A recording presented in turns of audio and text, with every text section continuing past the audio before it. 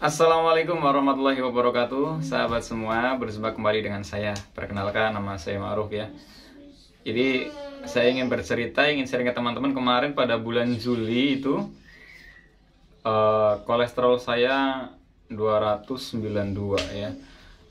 Kenapa saya cek kolesterol? Karena saya setiap hari itu merasakan badan saya tuh nggak enak gitu ya, kayak yang meriang, terus badan itu di sini di pundak tuh kayak pegel terus. Terus kalau sujud kayak yang jatuh gitu, pokoknya berat lah, daerah kepala itu berat sekali ya. Saya, kenapa nih badan saya, kata dalam hati saya gitu kan. Akhirnya saya memutuskan untuk cek kolesterol dan alhasil itu kolesterolnya 292. Coba bayangin teman-teman, kalau kolesterol standar itu di bawah 200 ya, itu mendekati angka 300 ya. Akhirnya saya mencoba gimana caranya menurunkan kolesterol ya. Mungkin ada beberapa teman yang punya asam lambung disertai dengan kolesterol juga ternyata banyak ya. Jadi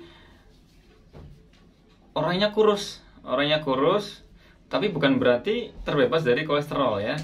Kolesterol itu kan ada kolesterol yang baik dan kolesterol yang jahat gitu ya. Ada HDL, ada LDL kalau nggak salah itu ya. Nah, kolesterol saya 292 itu rasanya teman-teman, Masya Allah, badan tuh kayak mau meriang terus, berat, lemes, ngantukan ya. Ya mungkin padahal saya tuh orangnya kurus, saya nggak nyangka saya terkena kolesterol ya. Dan itu sangat tinggi, 292 itu sangat tinggi. 240 aja udah ada sensasi, apalagi 292 ya. Silakan disimak cuplikannya. Nah, ini ya. Mau nulis.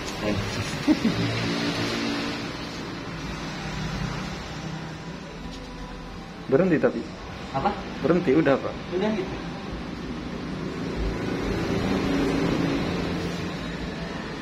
Nah itu teman-teman, itu tadi cuplikan pada saat saya cek kolesterol ya, bisa dilihat sendiri ya.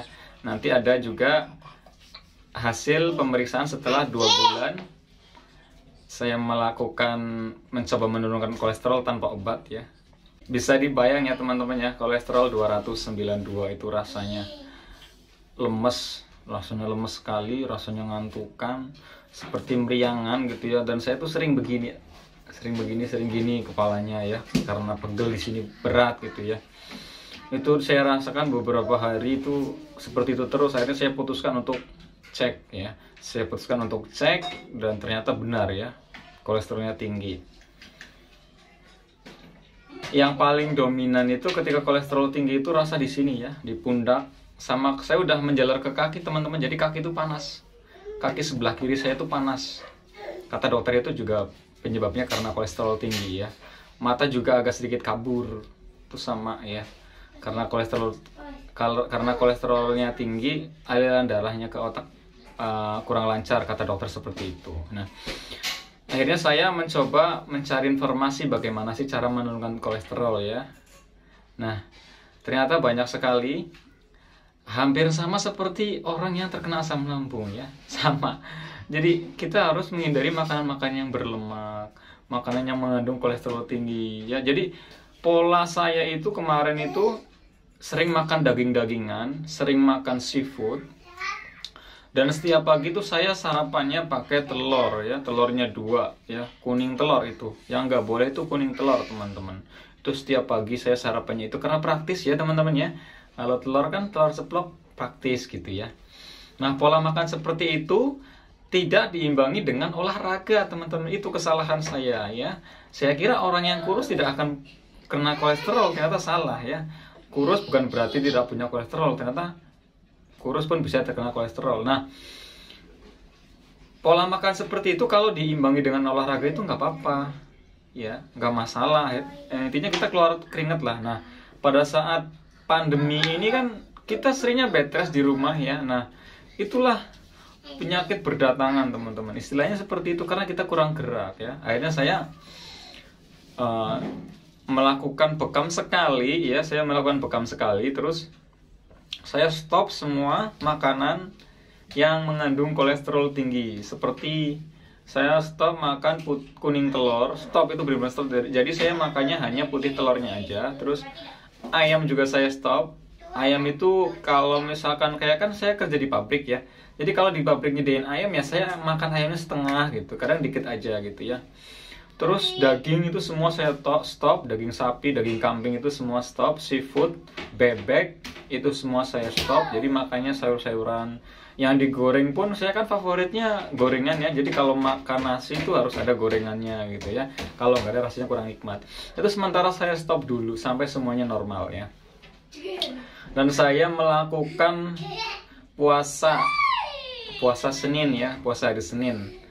Saya melakukan puasa itu sangat membantu teman-teman. Dan olahraga. Jadi saya mulai rutin kayak lari-lari pagi gitu ya. Terus minton, saya kan olahraganya sukanya minton, juga saya minton ya kan. Renang gitu, saya pokoknya stretching, yoga di rumah, saya lakukan yoga. Alhamdulillah, berarti bulan Juli, Agustus, September ya, Oktober itu, bulan Oktober saya cek ke rumah sakit ya, cek darah, ini bukan di klinik, cek darah. Saya harus puasa selama 10 jam. Jadi saya dari jam 9 malam itu udah nggak boleh makan apa-apa sampai pagi jam 8 apa jam 9 itu saya cek, dan alhamdulillah hasilnya normal ya. Nanti saya perlihatkan ke teman-teman ya untuk hasilnya. Jadi di luaran sana ternyata banyak juga orang yang punya asam lambung dan juga punya kolesterol ya. Kalau saya kan asam lambungnya alhamdulillah udah sembuh. Nah kemarin itu karena mungkin jarang gerak, pola makan yang tidak bagus, banyakkan tidur, kurang gerak, jarang olahraga, akhirnya saya terkena kolesterol ya. Rasanya hampir mirip-mirip kayak asam lambung, cuman kalau asam lambung kan ada sensasi di perut ya. Kalau ini tidak ada, jadi area belakang sama kaki yang dirasa ya. Itu. Jadi teman-teman kalau punya ciri-ciri seperti itu, lemas, sempoyongan, ya sempoyongan sih nggak terlalu ya, lemas, alangkah baiknya teman-teman cek kolesterol ya, gula darah, asam urat, cek tensi juga ya. Nah ada beberapa orang di luar sana yang sampai kolesterolnya itu 300. Jadi kita sharing-sharing lah sama orang yang pernah terkena kolesterol ya. Dan ada penyemangat itu ibu-ibu dari mana itu, dia itu 320 tanpa obat juga alhamdulillah. Nah itu saya termotivasi dari situ. Saya juga akan belajar tanpa obat gitu ya, tanpa obat dari dokter ya. Ternyata memang pola makan kita itu mempengaruhi kesehatan kita teman-teman, baik itu asam lambung ataupun yang lainnya. Dan juga teman-teman jangan, kalau orang sakit kan males ngapa-ngapain ya, males makan, males gerak. Nah itu jangan diikutin, malesnya itu jangan diikutin kalau teman-teman ingin sembuh. Kalau males makan, paksain makan walaupun sedikit ya. Dan kalau males gerak, paksain. Harus ada motivasi, saya harus sembuh, saya harus sehat, saya kuat, seperti itu teman-teman. Harus ada motivasi teman-teman ya. Kalau mereka aja bisa sembuh, insya Allah kita juga bisa sembuh, seperti itu ya. Kalau orang-orang itu biasanya minum teh dari daun salam. Jadi daun salam 7 lembar direbus dengan 2 gelas, nanti jadi airnya jadi 1 gelas, itu diminum pagi sama sore. Mereka tuh kayak gitu, alhamdulillah katanya cepet ya, dalam waktu seminggu 2 minggu itu cepet turun. Kalau saya kemarin prosesnya 2 bulan, itu baru cek lagi, alhamdulillah udah turun. Saya bersyukur banget, badannya udah enak, udah enteng lagi ya.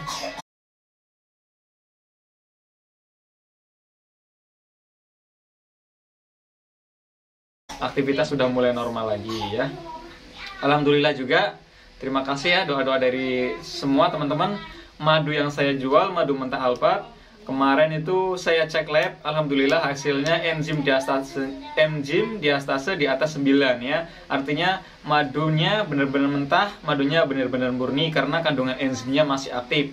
Teman-teman, nanti saya lihat sertifikat hasil labnya ya.